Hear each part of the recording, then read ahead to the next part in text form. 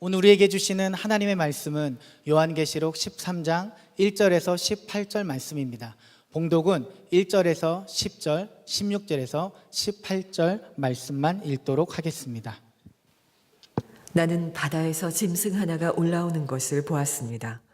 그 짐승은 뿔 10과 머리 7이 달려 있었는데 그 뿔 하나하나에 왕관을 쓰고 있고 그 머리 하나하나에는 하나님을 모독하는 이름이 붙어 있었습니다. 내가 본 그 짐승은 표범과 비슷한데 그 발은 곰의 발과 같고 그 입은 사자의 입과 같았습니다. 그 용이 자기 힘과 왕위와 큰 권세를 이 짐승에게 주었습니다. 그 머리들 가운데 하나는 치명상을 입은 듯 하였습니다. 그러나 그 치명적인 상처가 나으니 온 세상은 놀라서 그 짐승을 따라갔습니다. 용이 그 짐승에게 권세를 주니 사람들은 그 용에게 경배하였습니다. 또 그들은 누가 이 짐승과 같으랴, 누가 이 짐승과 맞서서 싸울 수 있으랴 하고 말하면서 그 짐승에게 경배하였습니다. 그 짐승은 큰 소리를 치며 하나님을 모독하는 말을 하는 입을 받고 42달 동안 활동할 권세를 받았습니다. 그 짐승은 입을 열어서 하나님을 모독하였으니 하나님의 이름과 거처와 하늘에 사는 이들을 모독하였습니다. 그 짐승은 성도들과 싸워서 이길 것을 허락받고 또 모든 종족과 백성과 언어와 민족을 다스리는 권세를 받았습니다. 그러므로 땅 위에 사는 사람 가운데서 죽임을 당한 어린 양의 생명책에 창세 때부터 이름이 기록되어 있지 않은 사람은 모두 그에게 경배할 것입니다. 귀가 있는 사람은 들으십시오. 사로잡혀 가기로 되어 있는 사람이면 사로잡혀 갈 것이요. 칼에 맞아서 죽임을 당하기로 되어 있는 사람이면 칼에 맞아서 죽임을 당할 것이다. 여기에 성도들의 인내와 믿음이 필요합니다. 또 작은 자나 큰 자나 부자나 가난한 자나 자유인이나 종이나 할 것 없이 다 그들의 오른손이나 이마에 표를 받게 하였습니다. 누구든지 이 표를 가진 사람, 곧 그 짐승의 이름이나 그 이름을 나타내는 숫자로 표가 찍힌 사람이 아니면 아무도 팔거나 사거나 할 수 없게 하였습니다. 여기에 지혜가 필요합니다. 지각이 있는 사람은 그 짐승을 상징하는 숫자를 세어보십시오. 그 수는 어떤 사람을 가리키는데 그 수는 666입니다. 아멘. 하나님의 말씀입니다. 자리에 앉으시겠습니다. 요한계시록 13장은 이 짐승의 수라고 알려져 있는 666이 나오는 유명한 장입니다. 사탄이 자기에게 속한 자에게 이마나 손목에 표를 주는데 666이라는 표를 준다는 거죠. 우리 성도들은 무슨 일이 있어도 어떤 핍박이 있든지 또 어떤 유혹이 오든지 결코 짐승의 표를 받아서는 안 됩니다. 그 말씀을 하는 것이 요한계시록 13장입니다. 그런데 안타깝게도 지금 현재 환란이 오고 또 미혹이 올 때 끝까지 사탄의 표를 받지 않을 수 있는 그런 믿음의 준비를 갖추지 못한 성도와 교회가 너무나 많습니다. 오늘 여기 이 자리에도 그렇습니다. 오직 예수의 신앙이 아니면 마지막 때에 사탄이 성도도 삼켜서 무너뜨리려고 할 때 그때 끝까지 사탄의 표를 받지 아니하고 견뎌낼 수 없습니다. 여러분들은 오직 예수의 신앙을 가지고 있습니까? 지금 주님께서 요한에게 이 요한계시록 13장을 말씀하시는 것은 그와 같은 때를 준비시키려고 하는 것입니다. 환란이 오고 핍박이 오고 사탄이 자기 표를 사람에게 심어 자기 소유를 삼으려고 할 때가 올 텐데 성도들에게까지 그런 미혹이 올 텐데 그걸 끝까지 잘 견디라는 거죠. 요한계시록 13장에는 짐승이 둘이 나옵니다. 하나는 바다에서 하나는 땅에서 올라옵니다. 이 짐승은 사탄인 용의 능력을 부여받은 적그리스도와 거짓 예언자를 말합니다. 이 바다에서 올라오는 짐승은 머리가 7인데 그 머리마다 하나님을 참남하게 일컫는 이름이 붙여져 있다고 했습니다. 노골적으로 하나님을 비난하고 모욕하는 그런 존재라는 거죠. 그가 예수님의 부활을 흉내냅니다. 거의 죽었다가 다시 살아납니다. 이런 일도 그 적그리스도가 행합니다. 그래서 많은 사람들이 그에게 경배하게 됩니다. 이 적그리스도는 표범이나 곰이나 사자에 비유되는데 그만큼 잔인하고 강하다는 겁니다. 교회와 성도를 무너뜨리고 핍박하는데 그 무섭기가 표범과 곰이나 사자 같을 것이라고 했습니다. 이 짐승은 큰 소리로 하나님을 대적하고 하나님과 하나님이 계신 거처와 그리고 하늘에 있는 이들을 말할 수 없이 참남한 말로 모욕을 하고 그리고 성도들을 이기는 권세를 가지게 됩니다. 이제는 성도들에게 말할 수 없는 환난이 닥쳐오는 거죠. 그때 모든 세상 사람들이 다 그 짐승에게 절을 하고 경배하는데 오직 하나님의 어린 양의 책에 창세기부터 이름이 기록된 자만이 그 짐승에게 절하지 않게 된다는 겁니다. 그러면서 요한이 하늘에서 들려오는 소리를 듣습니다. 그리고 귀 있는 자들은 들을지어다 하고 그 자기가 들은 소리를 전해줍니다. 10절입니다. 사로잡혀 가기로 되어 있는 사람이면 사로잡혀 갈 것이요 칼에 맞아서 죽임을 당하기로 되어 있는 사람이면 칼에 맞아서 죽임을 당할 것이라. 성도라도 사탄에게 사로잡혀 가고 칼에 맞아 죽임을 당하는 일이 일어날 것이라. 그러면 그렇게 하는 게 맞다는 것. 그때의 성도의 인내와 믿음이 필요하다는 것. 절대로 그것을 나는 받지 않겠다고 도망가서는 안 된다는 겁니다. 적그리스도가 나타날 때 성도들에게 환난이 오고 죽임을 당하는 일이 생기게 될 그때 우리가 어떤 믿음으로 그 상황을 이겨낼 수 있습니까? 오직 예수의 믿음입니다.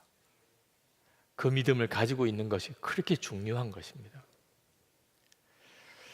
이어서 땅에서 올라온 짐승이 등장합니다. 그도 예수님을 흉내냅니다. 어린 양 예수라고 그러죠. 그래서 뿔이 둘 있는데 그도 뿔을 2개 가지고 나타납니다. 겉으로 보면은 예수 그리스도인 것 같이 보이는데 그 말은 용의 말을 한다고 그랬습니다. 그러니까 완전히 미혹하는 거짓 예언자이지요. 그에게도 권세가 있는데 하늘에서 불이 내리게도 하는 능력을 행합니다. 그리고 첫 번째 짐승이 바다에서 올라왔던 짐승이 거의 죽었다가 다시 살아나게 하는 기적을 행합니다. 그래서 사람들로 하여금 다 그 짐승에게 경배하게 절하게 만드는데 만약에 절하지 않는 사람은 다 죽여버린다고 그랬습니다.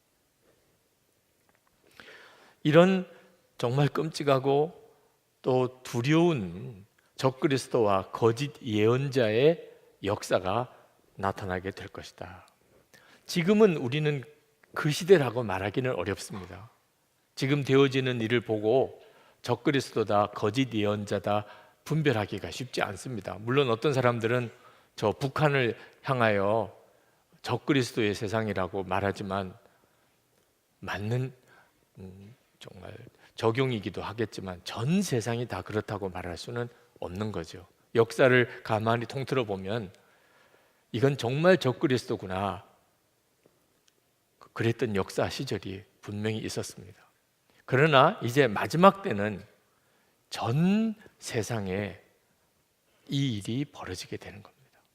우리가 살아가는 동안에 어떤 사람이 그 영을 가만히 분별해 보니까 정말 적그리스도 같구나, 거짓 예언자 같구나, 그런 사람을 우리 주변에서도 봅니다. 노골적으로 하나님을 부인하고 저주하고 모욕하고 믿는 성도들을 핍박하고 그런 일들을 봅니다. 그러면서도 기적 같은 능력을 행하고 세상에서는 떵떵거리며 잘 되는 것 같은. 그래서 우리가 마음에 저 사람이 적그리스도의 영으로 저런 일을 하는구나 이렇게 생각될 때도 있지만 아직까지는 그런 정도입니다. 그러나 이제 마지막 때가 되면 온 세상에 적그리스도와 거짓 예언자가 역사하는 때가 온다는 겁니다. 그때 우리가 이겨낼 믿음, 그래도 사탄의 표를 받지 않을 믿음이 우리에게 있어야 합니다. 1910년부터 1945년까지 36년 동안 우리는 일본의 지배를 받았는데 그때 교회가 무서운 영적인 공격을 당했습니다. 그게 신사참배입니다. 우상을 숭배하지 말라, 절하지 말라 했음에도 신사참배는 우상이 아니다.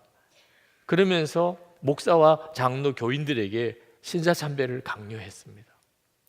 그때 당시에 한국교회 지도자들, 목사님과 장로님들 중에 무슨 일이 있어도 내가 죽을지언정 나는 우상 숭배하지 않을 거다, 이런 확실한 믿음이 준비되어 있지 않았었습니다. 그래서 대부분의 목사와 장로와 교인들이 다 신사참배했습니다. 그분들 중에는 한경직 목사님 같은 분도 계십니다. 그러나 다 그랬던 건 아닙니다. 주기철 목사님 같이 순교할지라도 신사참배하지 않았던 그런 믿음의 사람들, 주님을 배반하지 않았던 사람들이 있었습니다. 여러 순교자가 났습니다. 한국교회가 그때 완전히 무너질 뻔했습니다. 마귀에게. 마귀는 작정을 하고 한국교회를 무너뜨리려고 했습니다. 그런데 죽으면 죽으리라 라고 고백하면서 결코 사탄에게 절하지 않았던 그런 우리의 믿음의 선배들 때문에 하나님이 한국교회를 지켜주셨습니다. 우리도 그리해야 하는 겁니다. 이제 마지막 때가 올 때 사탄이 무섭게 교회와 성도들을 무너뜨리려고 미혹하고 핍박할 때, 우리가 일제시대 때 그 어처구니 없이 많은 한국교회가 우상숭배했던 그 죄를 반복하면 안 됩니다. 이제는 정말 우리가 준비해야 합니다. 이 사탄의 표인 666이 무엇인가에 대해서는 아주 오랜 동안 논란이 있어 왔습니다.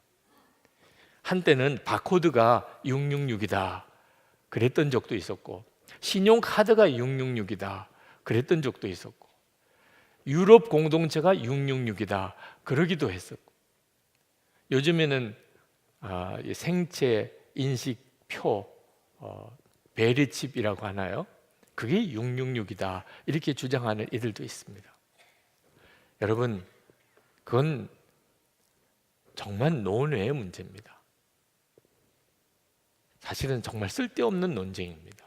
왜냐하면 하나님께서 이 사람이 하나님의 자녀인가 마귀의 자식인가, 그걸 이마나 표에 있는 표를 보고 분별한다는 것은 말도 안 되는 일입니다. 하나님이 도대체 무엇을 보고 하나님의 자녀와 마귀 자식을 구분합니까? 우리의 마음의 중심입니다. 성령의 인을 받은 사람, 그 사람이 예수 믿는 성도입니다. 성령의 인을 받은 사람은 결코 마귀의 표를 받지 않습니다. 마음속에 마귀가 인을 치는 것입니다. 물론 이 생체 인식이라는 이런 방법을 통해서 마귀가 사람들을 완전히 장악할 가능성은 충분히 있습니다. 지금도 그런 기술은 다 개발됐다고 하고, 만약에 마귀가 정치적인 경제적인 어떤 세력을 실제로 장악하게 되면 얼마든지 기독교인도 예수 못 믿도록, 만약에 그렇지 않으면 사지도 팔지도 먹지도 못하게 그렇게 만들 수 있는 세상이 될 수 있습니다. 그러나 이 생체 인식 표가 사탄은 아닙니다.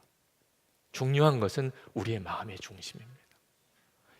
여러분은 성령의 인을 받은 사람입니까?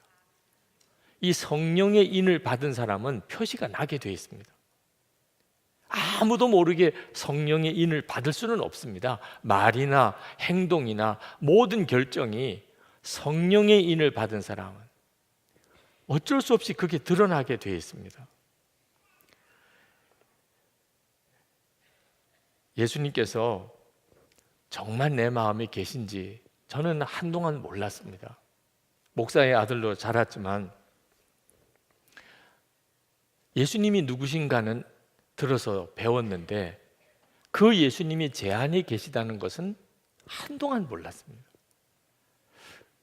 그랬기 때문에 저는 오직 예수라고 하는 말이 처음에는 상당히 거슬렀고 너무 부담스러웠고 전혀 기쁨이 아니었습니다. 오직 예수라고 하는 것은 너무 지나치게 생각이 들었습니다. 사람을 너무 얽매는 거라고 생각했습니다. 예수를 믿어도 꼭 그렇게 믿어야 돼? 그런 생각이 들었습니다. 이유는 하나밖에 없습니다. 예수님을 알지만 예수님이 마음에 임하신 것은 몰랐기 때문에 그렇습니다. 여러분들 중에도 오직 예수라고 하는 것이 부담스러운 분이 있으실 겁니다. 이유는 하나입니다. 여러분 이렇게 주일에 교회 와서 예배는 드리지만 아직도 예수님이 여러분 안에 계신 것은 분명히 모르고 있기 때문에 그렇습니다.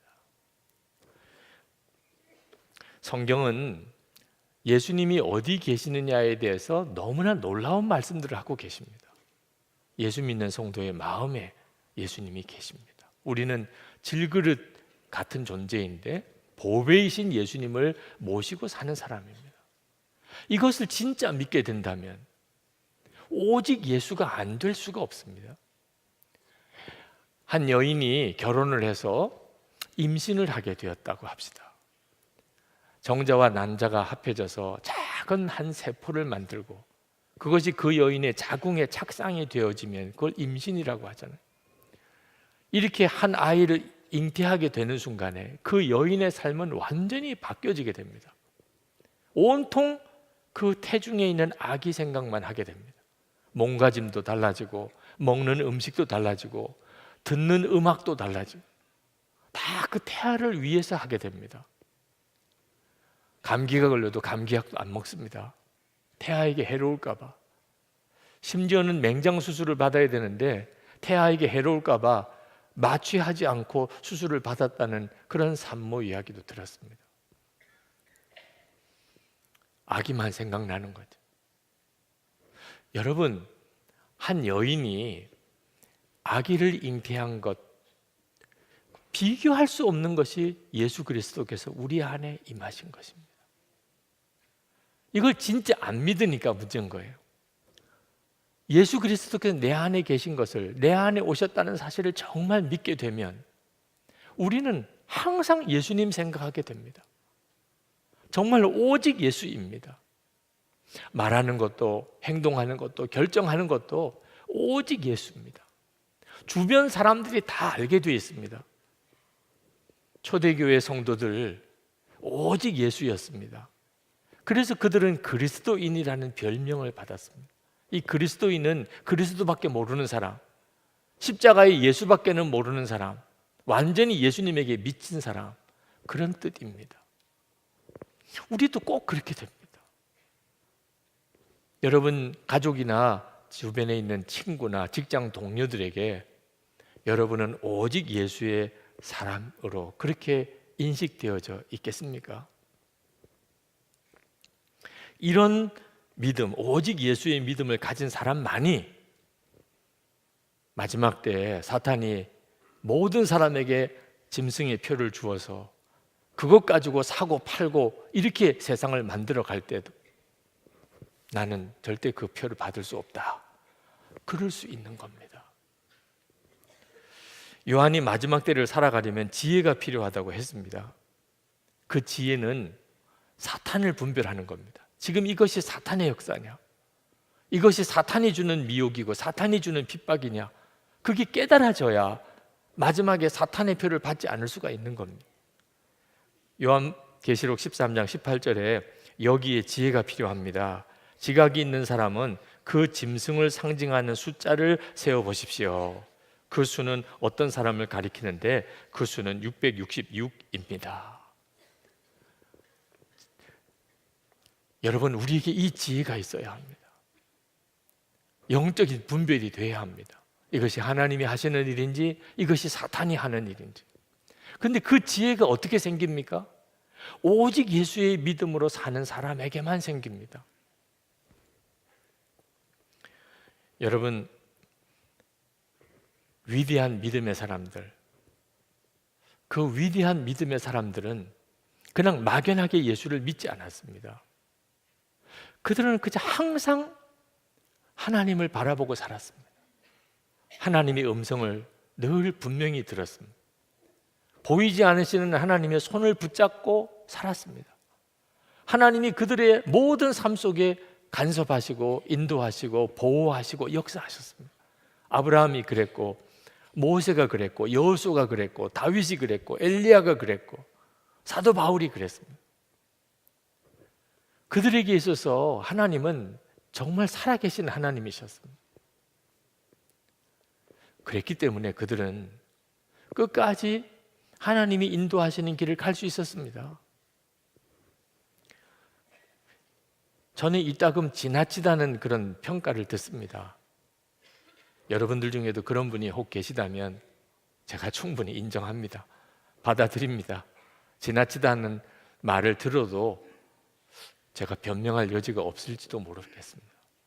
근데 제가 지나친 게 있다면 하나입니다. 오직 예수로 살아야 한다는 것입니다.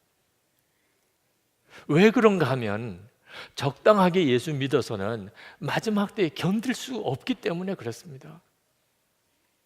여러분이 예수 믿는 것을 그저 죄 사함 받고 그저 하나님의 자녀가 되어서 이 세상 사는 동안에 이런저런 복을 누리다가 그러다가 죽으면 천국에 가는 것 정도로만 생각하고 계시다면 그건 적당하게 예수를 믿는 겁니다. 그런 믿음은 마지막 때를 견딜 수가 없습니다. 환난이 오고 핍박이 오고 무서운 적그리스도와 거짓 예언자들이 일어나서 미혹할 때 그 믿음은 다 무너져 버립니다. 사탄의 표를 안 받을 도리가 없습니다. 지금부터 오직 예수의 믿음으로 살아야 마지막 내가 순교해야 될 때가 오면 순교할 믿음이 생길 수 있는 겁니다. 지금은 순교할 시절이 아닙니다. 지금은 우리가 열심히 일하고 살아야 될 때입니다. 그렇지만 언제까지나 이렇게 편안한 때가 계속 될 거라고 생각하시면 안 됩니다. 예수 믿는 것이 목숨을 걸지 않으면 안 될 만큼 그런 어려운 때가 올 수 있고 그때를 준비해야 됩니다. 지금 같은 이런 시절에도 고난이 너무 무섭고 손해보는 게 너무 두렵고 유혹 앞에서 너무 쉽게 무너져 버리는, 여러분, 이런 믿음이라면 환난의 때를 어떻게 견딥니까? 그러니 지금 좀 지나치다는 말을 듣는 사람이 사실은 바로 가고 있는 겁니다. 오직 예수, 저 사람은 오직 예수야.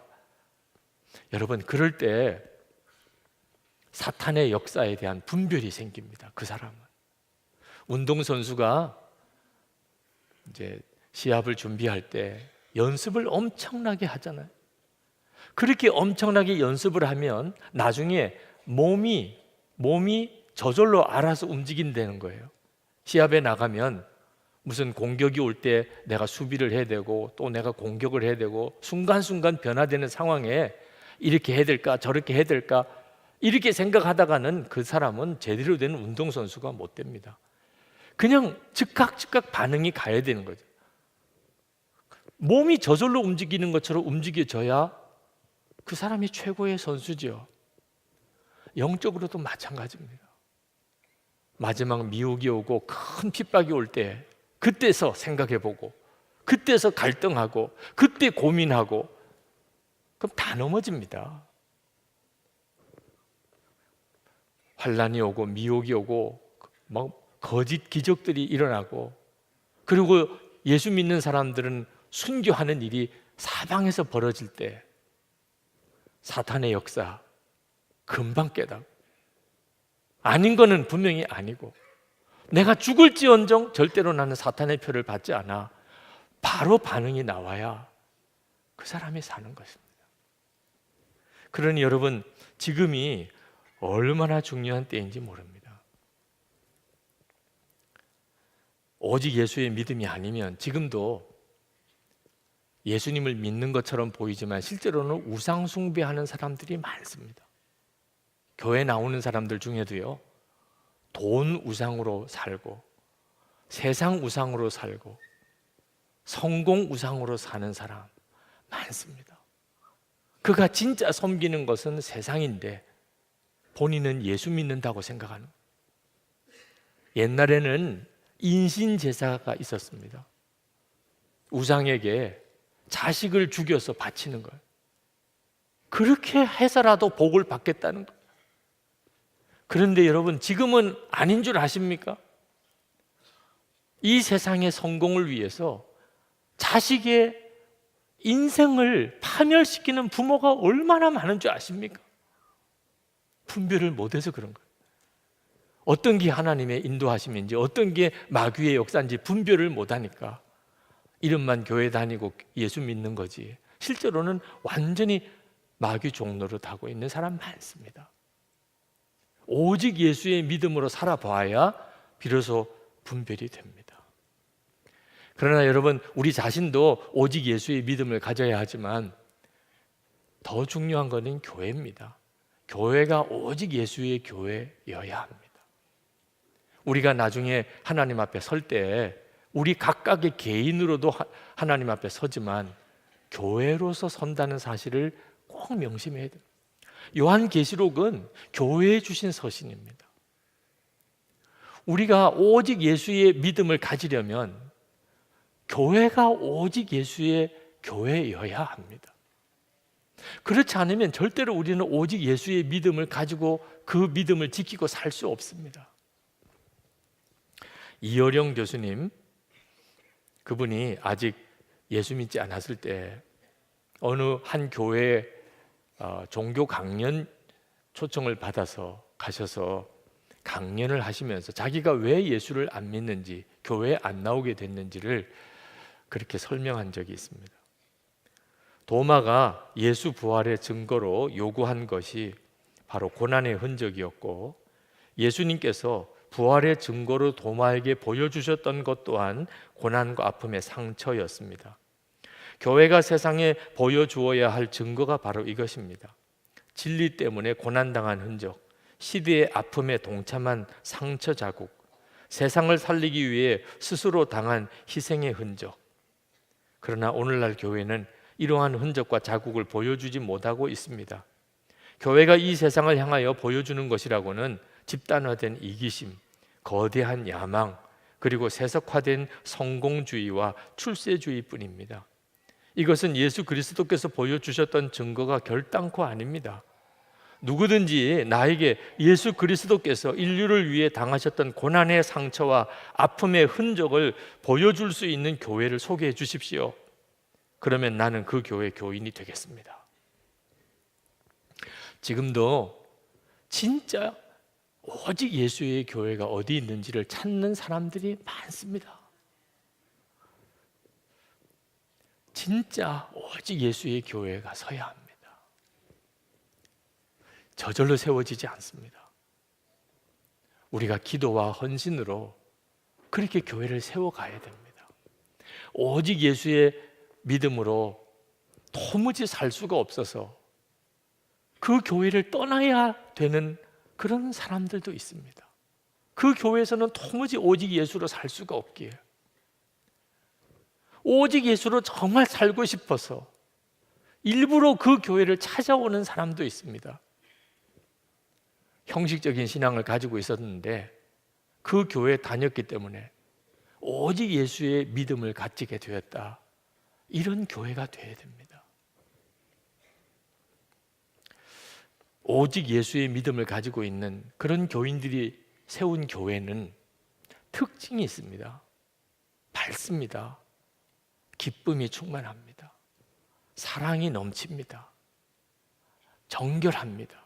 거짓이 없습니다. 무엇보다도 하나 됩니다.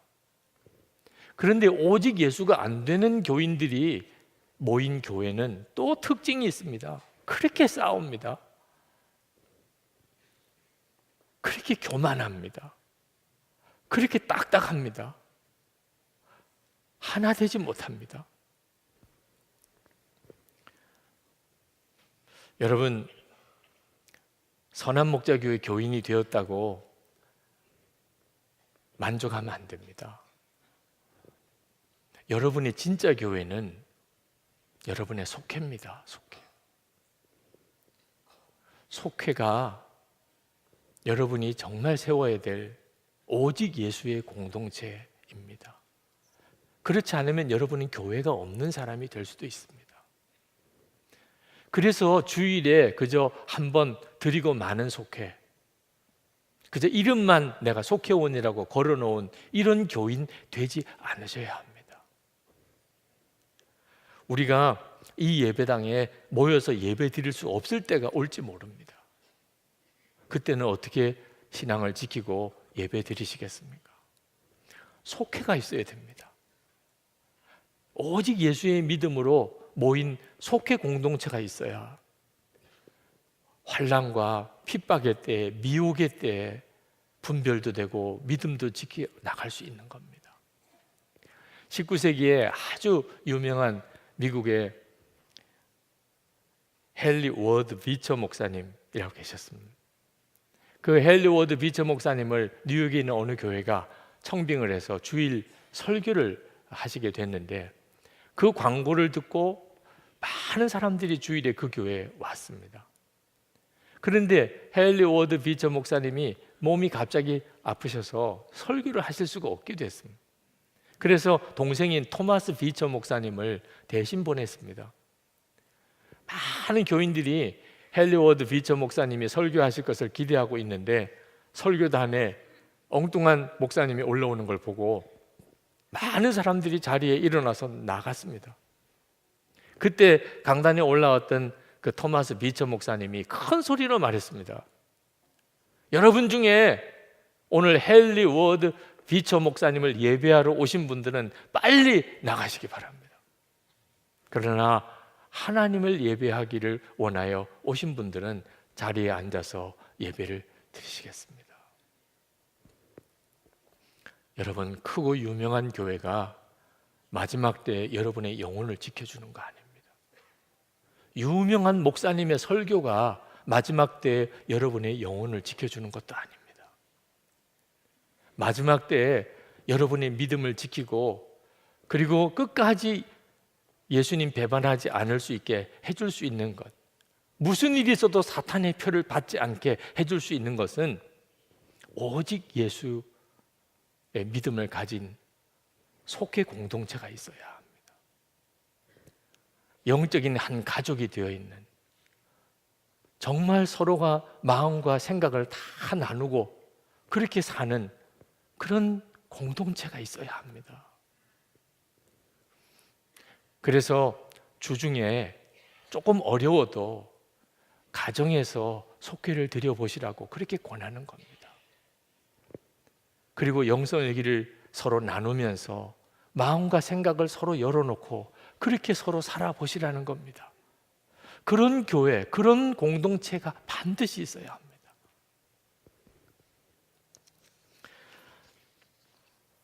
자, 이제부터 오직 예수로 살리라 결단하셔야 합니다. 아직까지 마음에 내가 아직 오직 예수의 믿음은 아닌데 이런 생각이 드시는 분은 뒤로 미루시면 큰일 납니다. 그러다가 그냥 마지막이 옵니다. 지금 결단해야 합니다. 주님, 제가 오직 믿음으로 사는 것은 너무 지나치다, 너무 부담된다고만 생각했는데 제가 생각을 바꾸겠습니다. 지금 오직 믿음으로 살지 못하면 마지막 때는 정말 견뎌낼 수 없음을 제가 깨달았습니다. 제게 오직 예수의 믿음을 주소서. 나와 함께 계신 주님을 바라보게 해주소서. 그리고 오직 예수의 믿음을 가진 성도들이 연합한 그런 속회 공동체, 교회 공동체를 제가 세우게 해주시옵소서. 여러분 다 일어나셔서 우리 찬양 같이 하시고 기도하셨으면 좋겠습니다. 십자가의 길, 순교자의 삶, 다 같이 찬양하겠습니다.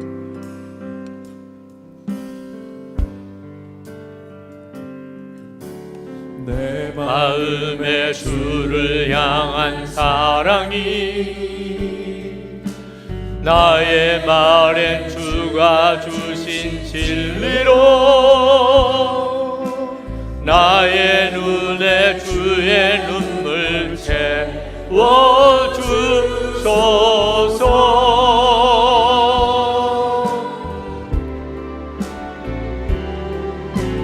내 입술에 찬양의 향기가 두 손에는 주를 닮은 섬김이 나의 삶에 주의 흔적 남게 하소서.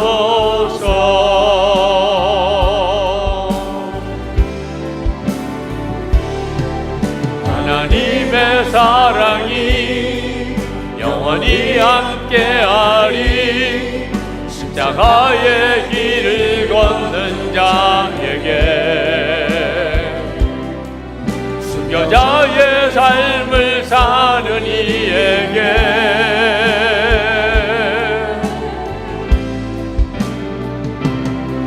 조롱하는 소리와 세상 유혹 속에도 주의 순결한 신부가 되리라. 내 생명 주님께 드리리. 하나님의 사랑이 영원히 함께하리. 하나님의 사랑이 영원히 함께하리. 십자가의 길을 걷는 자에게 순교자의 삶을 사는 이에게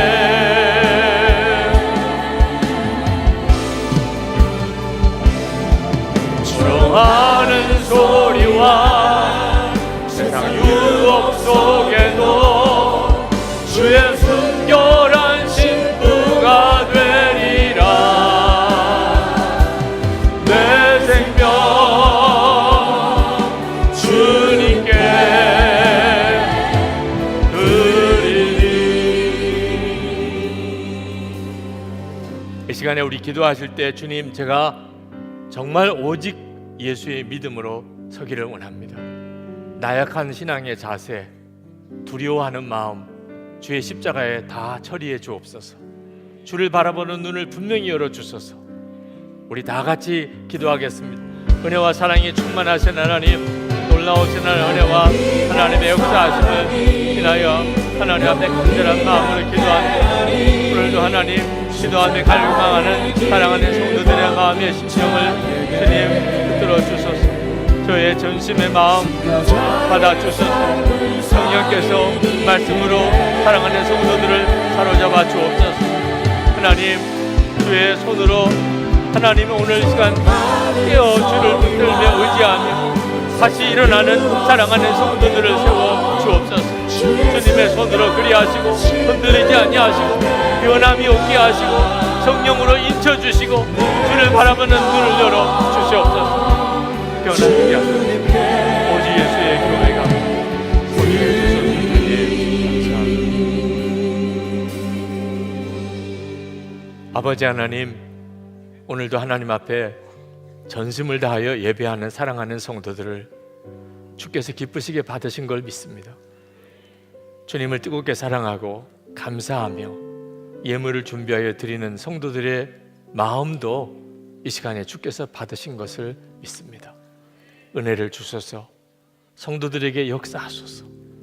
오늘도 예배드리고 하나님께 감사하고 돌아가는 모든 성도들의 심령에 주를 바라보는 눈을 분명히 뜨게 하시고 오직 주 예수의 믿음으로 살게 하시고 어떤 형편과 처지에서도 사탄을 따라가고 타협하고 사탄의 표를 받는 자 되지 않게 하소서. 육신에 병든 이들을 주님이 고쳐주소서. 가정 안에 하나님의 은혜가 넘쳐 다 구원받게 하시고 성도들이 기업에 복을 주셔서 주의 일할 힘이 있게 하옵소서.